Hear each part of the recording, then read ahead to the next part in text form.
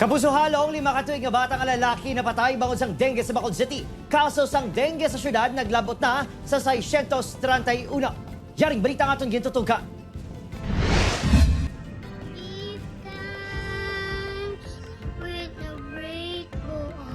Masinadyahon, talented kag mapinalanggaon.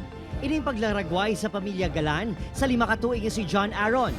Gani hindi mahapos para sa ila nga matunon ang kamatayon sini bangod sa dengue. Suno sa lola sang bata, naglain na pamatsyag asang iapo sang July 21 rason nga ginpa-check up. Gilayon man sila nga ginpapauli. Apang sang July 24, hindi na makaginhawang bata rason nga gindala sa ospital. 3 ini kadlaw nga nagtiner sa ICU. July 27, ginbawian na ini sang kabuhi. Suno sa pamilya, na-diagnose nga may dengueng bata base sa pahayag sang doktor. Super kasakit gid. Hindi gid na matyagan ko, hindi gid niya makuha. Madumduman bala namon nga muna. Wala kami kabalo kung sa diin gid bala kung diri o kung sa eskwelahan. Sabado Sky sa Barangay Vista Alegre, masobra na pulo ka mga residente. Kalabanan, mga minor de edad ang natapikan sang dengue sa Hulyo. Mayara na nga, may naisa nga na ICU, pero thanks ka, nakagawa na siya. Mayara kami ginamonitor subong, pila sila kabilog, 4, 5.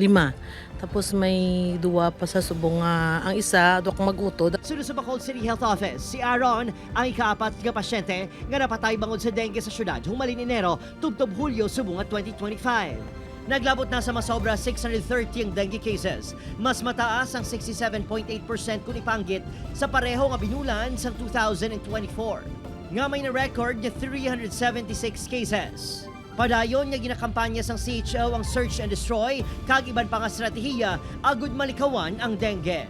But we forgot nga ang aton nga mga lamok has already become pests nga nagalibot kag nagatinil sa mga collected nga mga tubig within sa sulod kag sagwa sa aton nga mga balay. Nakilangan ang mga pugaran ni isang mga lamok.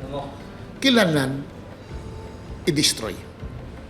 From tanom, lata, botilya. They are the one making the breeding area sa aton mga lamok. Sa probinsya sang Iloilo, naka-record sang 3,462 dengue cases humalin Enero tubtob Hulyo subong nga tuig. Mas manuwi ini sa 3,783 nga na-record sa pareho nga binulan sang 2024. Kalabanan sa natapikan among kabataan edad 1 tubtob siyam ka tuig. Opo, Kiril Gisilio, Adrian Priatos, 1 Western Visayas.